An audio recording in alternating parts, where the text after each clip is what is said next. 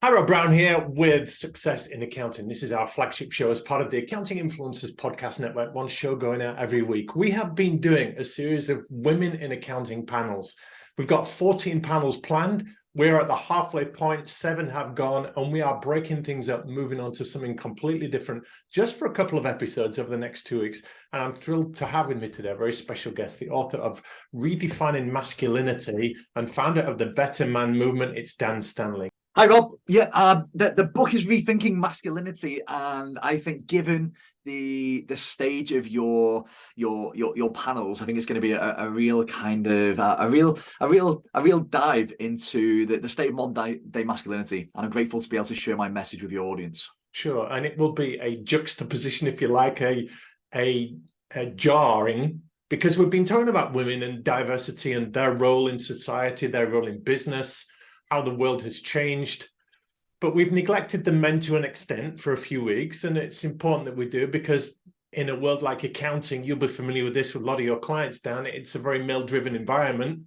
There's a phrase called stale, male, and pale to describe environments like this, but it generally has been a men's domain. But in accounting, 53% of accountants are women. 47% are men, obviously, but they're very underrepresented in leadership roles. And we don't know whether it would ever get to 50-50, that's desirable. But let's set up the context right now. Give us a little bit of your background, Dan, so our listeners know what's brought you to this point. Sure. So before I even start talking about my personal experience and the work I do now, I think it's important to kind of to set the scene. I'm not here to champion modern day masculinity in its current form. I don't feel it's toxic, but I do feel it's dysfunctional.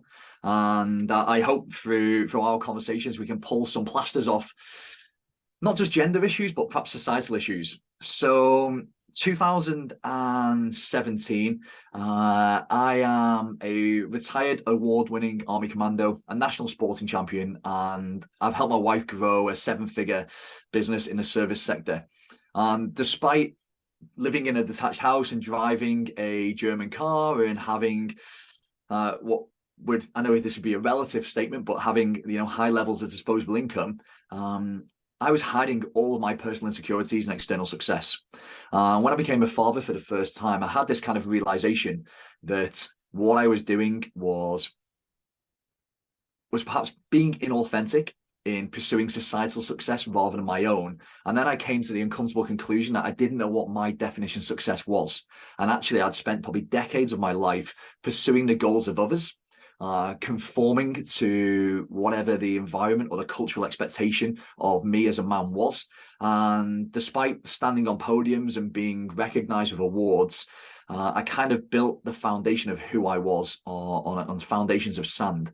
And when I started to have these feelings that I had tried to run away from and to hide from in both work and in exercise, but no longer could outrun them, I kind of spiraled into an identity crisis. I got lost in my head where I was kind of smiling to the outside world, and when somebody would ask you how are you and say yeah I'm okay or not too bad or whatever the kind of the passive superficial comment might have been, there was no depth or honesty in it. And actually I struggled to a point where I was trying to man up instead of opening up, and the situation resulted in essentially me and my wife in our marriage that coming to an end for around 8 months, and it was arguably an early midlife crisis at the age of 34, 35, but it was a crisis that I managed to turn into a transformation.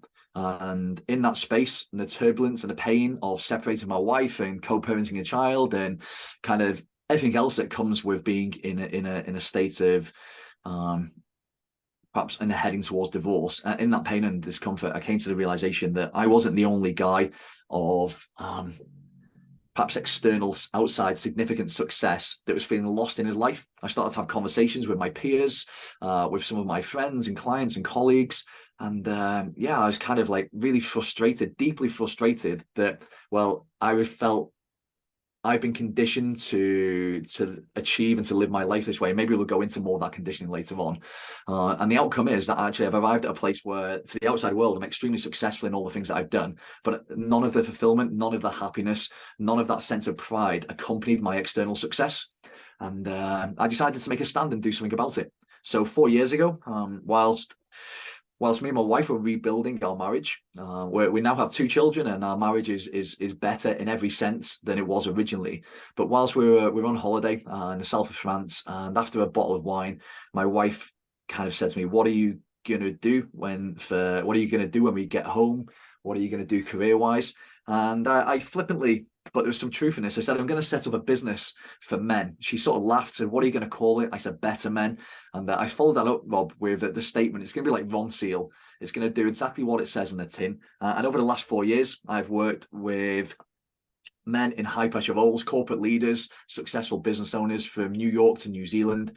I've helped men to change or reignite their careers, to save their marriages, to exit businesses for 6, 7, and perhaps by the end of this year, 8-figure sums. And essentially what I do, if I was to distill it right down, I create the space for men to be really honest about where they are in their lives, good men, and enabling them to access the answers and to facilitate those answers to live better lives. Wow. It's a very full answer. Let me challenge you then, Dan, and ask you why you would put the phrase award-winning in front of commando when I asked you about your background, because is that you clinging on to an element of success and saying, I wasn't just a commando, I want some kudos for what I've achieved, or is there another reason for that? The reason really, Rob, is that I want my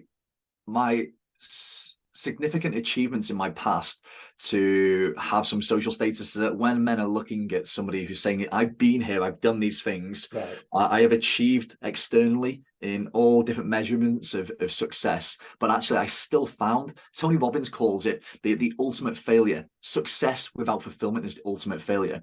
And that's what I experienced. So the reason I describe my past in those ways is not an egoic sense of hanging on to an attachment of who I was.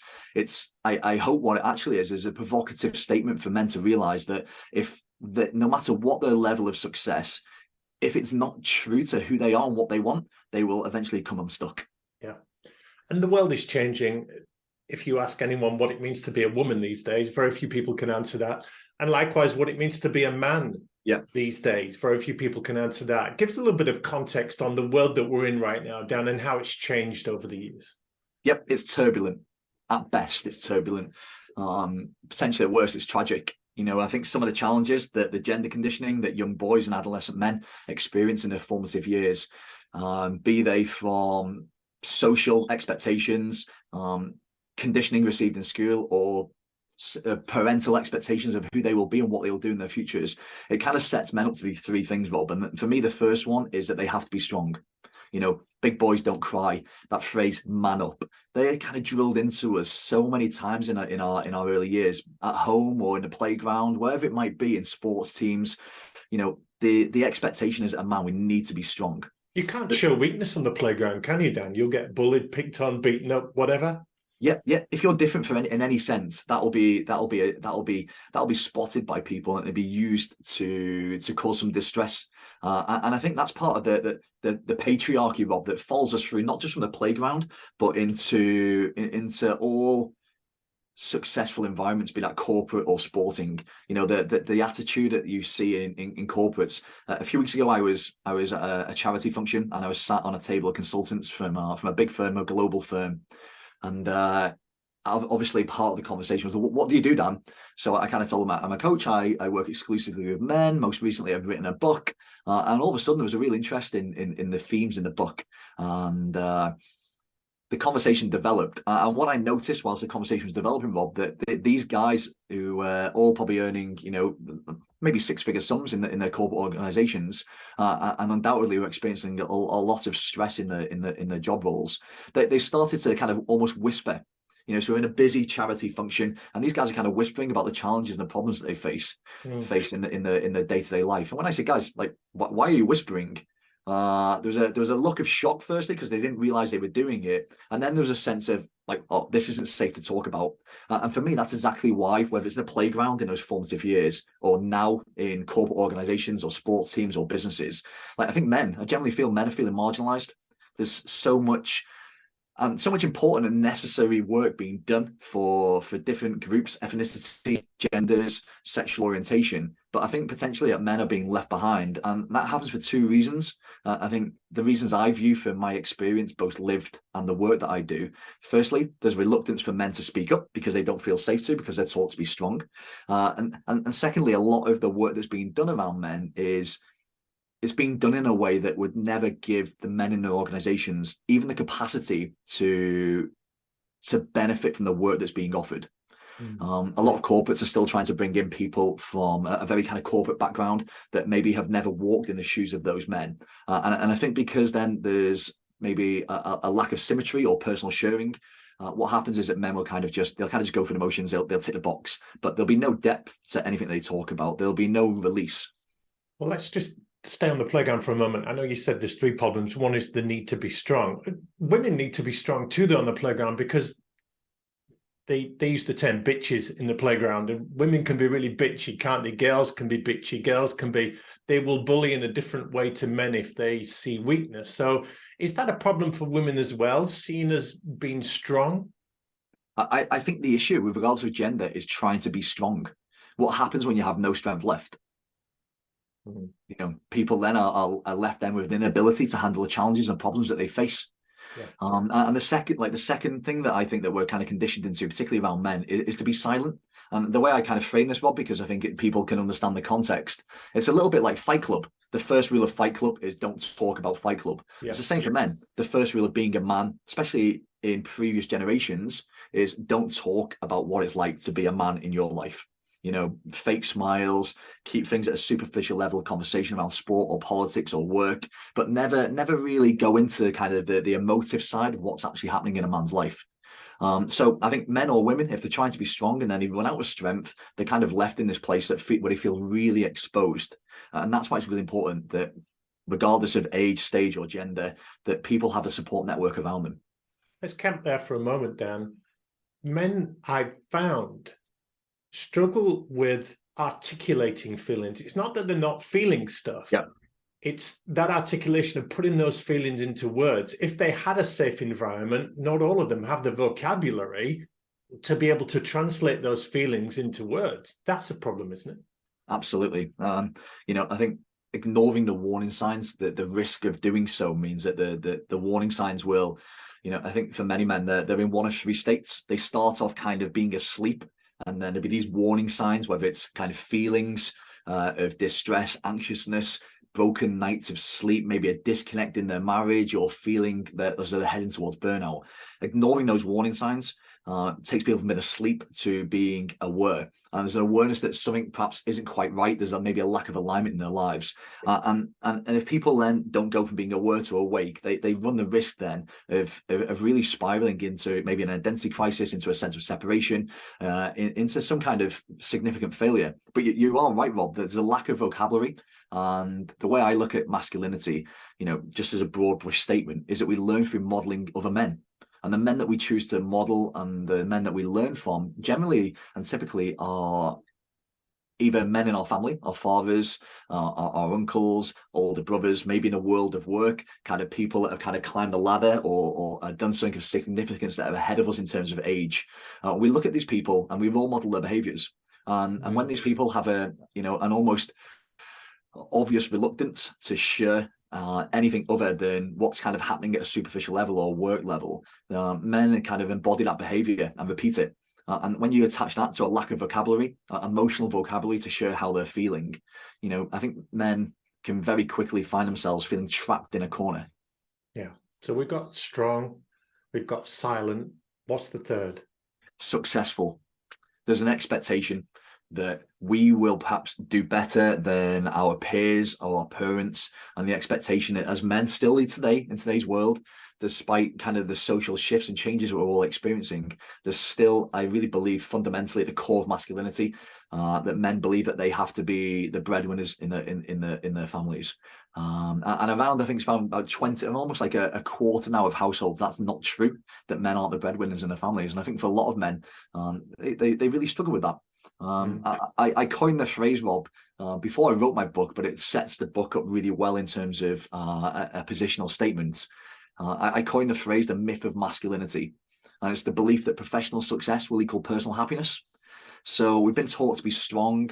We have a reluctance to share how we're feeling, and we expect that we will go on to achieve personal happiness through the things that we achieve in our careers. And that's why I said at the start, I think this is not just gender issues, but also societal, because if we look at maybe the females now and ladies, particularly in corporate environments, when they look ahead at the people that are sat at the board level and they try then to model or emulate those behaviors, there's a high probability that they'll think that they, I see it sometimes, that women will cut their hair short, they will power dress, they'll speak assertively, they'll have an expectation that they have to have all the answers to support all of the team members. And I think between strong, silent, and successful, that trifecta of gender conditioning kind of sets men up to fail, particularly in the second half of their lives when they've ticked a lot of those boxes in terms of house and status and cars. Like, why do I have all of these things but not have the happiness and fulfillment I expected to accompany them? It's interesting you comment on what's known as the defeminization of women in the workplace. That's come out a lot on our panels that we've done with very successful women that have got to the top of the ladder, if you like, in a man's environment, but have felt to some degree that they've had to conform to the way men have led and ran the firm over many, many years, ran the organization. There's an interesting podcast with Meghan Markle called Archetypes. It's a new one. We all know who Meghan Markle is. Her first guest on her first podcast was Serena Williams. Now, these women are the same age. They grew up in the same area of LA. Two Black women talking about those problems. And Meghan Markle asked Serena Williams about the word ambition and to what degree that was a dirty word in her world. And it was admitted on the podcast by a lot of women that, to be confident to the point of arrogant and ambitious was not a trait that was viewed favorably by women, to the point even where they'd not applied for jobs and promotions that they knew they were qualified for, but men that were less qualified felt entitled to do so, and even that they should do so. So whilst ambition might be a tough word for women, it is a desirable trait for men, isn't it? And that drives them forward into some of the problems you're seeing with your clients. I think that is very correct, Rob. It saddens me to feel and to know that people find it hard to want to be ambitious, and that they choose to play small, perhaps safe in their lives. Because of the conditioning and the messaging that they receive in their formative years.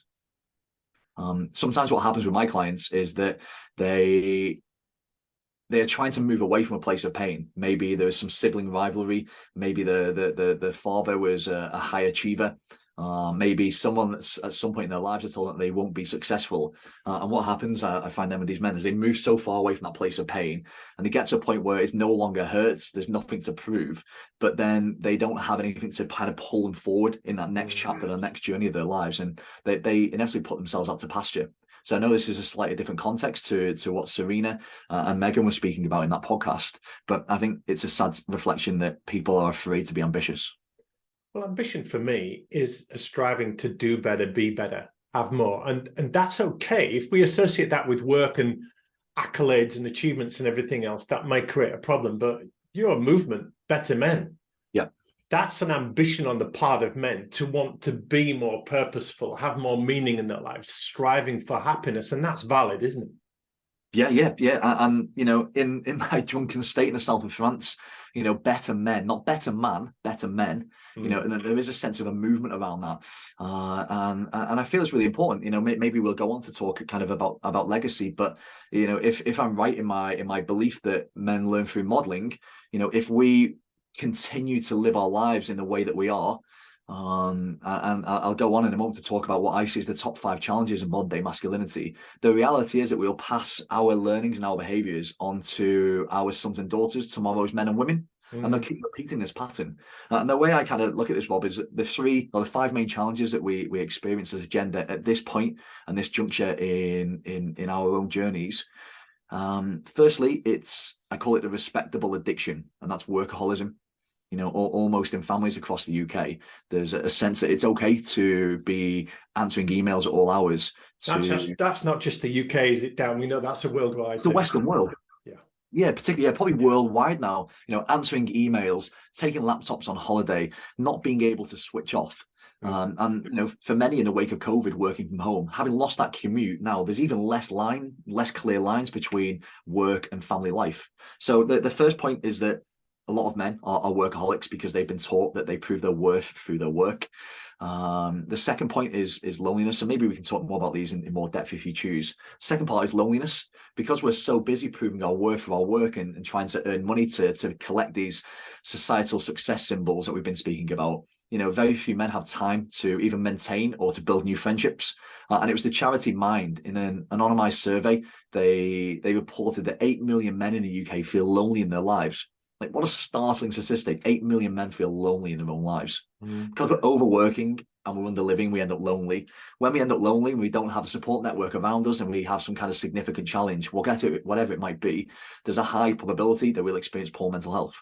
And then because of our reluctance to talk about that mental health, we might spiral into some kind of crisis. And if we're overworking and underliving, we're lonely, we're experiencing some kind of mental health crisis, we're in a point of midlife transition, we don't recognize it, and we don't communicate any of this to our loved ones and our partners, there's a high probability that people withdraw from their lives, from their relationships, and perhaps for those that are in a relationship or are married, end up divorced. It's a great read, your book, Dan, on rethinking masculinity, that it lays out those 5 problems that had me, as well as many other men, thinking, wow, there it is. Yeah, someone's articulated there everything that most men go through. And I just want to wrap up this episode, and we'll have a part 2 and get you back and talk about what we do. But we've laid out the situation here where the definition of masculinity is not fit for purpose. It's not serving men. I agree. It's not serving society. It's not serving women and families. So in rethinking masculinity, what would you have our listeners, watchers go away with just at the end of this episode, Dan, for them to think about as we tee things up for our next recording? What I would invite the listeners to take away from our conversation today, would be to create a greater level of awareness around where they are in their current lives. And a part of the book, I talk about checking in, bringing a very simple but effective tool to our application, and just inviting ourselves to think about 2 to 3 words that would the best describe our current lives. So if anyone's listening to this and they're kind of coming to the end of the call, when Rob no doubt wishes us all farewell, just take a moment just to reflect. 2 to 3 words that would best describe your current life. Because if those words aren't words that give you a sense of fulfillment and pride, and allow you to be perhaps grateful for that sense of ambition that we've been talking about, something needs to change. If things are going to change, it starts with an acknowledgement of some kind of dissatisfaction with the status quo, some kind of admitting of a problem. It's not necessarily turning up for an AA meeting and saying, I'm an alcoholic, I'm addicted, but it is men agreeing with themselves that there is a problem, that they're not happy with what's going on. And that's the catalyst for change, Dan, isn't it, as we tee up the next episode? Yeah, most definitely. Self-awareness. Without self-awareness, people will keep reliving the same day, week, month, and year over and over without any significant progression. Yeah. So yeah, awareness. If we've got time, Rob, I call it in the book, I call it the 4 pillars of progression. First, we start with awareness, like aware of how we're feeling and what we're experiencing. The second part is acceptance. No one's going to come and save a middle-class, middle-aged man. We've got to take responsibility and accept that it's up to us to take action. And that's the third part.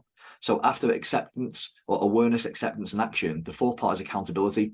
It's there's 2 parts to accountability for me and my perspective. The first is our integrity with ourselves, being able to keep our word. What is our word worth? And if we recognize that there's a high probability we won't keep our word for whatever reason, then I would really advocate that people outsource their accountability to either a friend, a colleague, a loved one, a coach, or a men's group. This is great, Dan. Just to finish off, if people want to learn more about BetterMen and the stuff that you're doing, where might they find out more? Thank you, Bob. So my website is better-men.uk, better-men.uk. On the website, there's a range of resources from diagnostic tools to assess where you're at in your life. There's also a link to get my book free of charge, just covering the postage, which is currently £3. And if people are interested in social media platforms, then LinkedIn is my primary platform. It's a great topic. Thank you so much. For the moment, Dan Stanley, author of Redefining Masculinity, we appreciate your time and your insights. Thank you, Bob.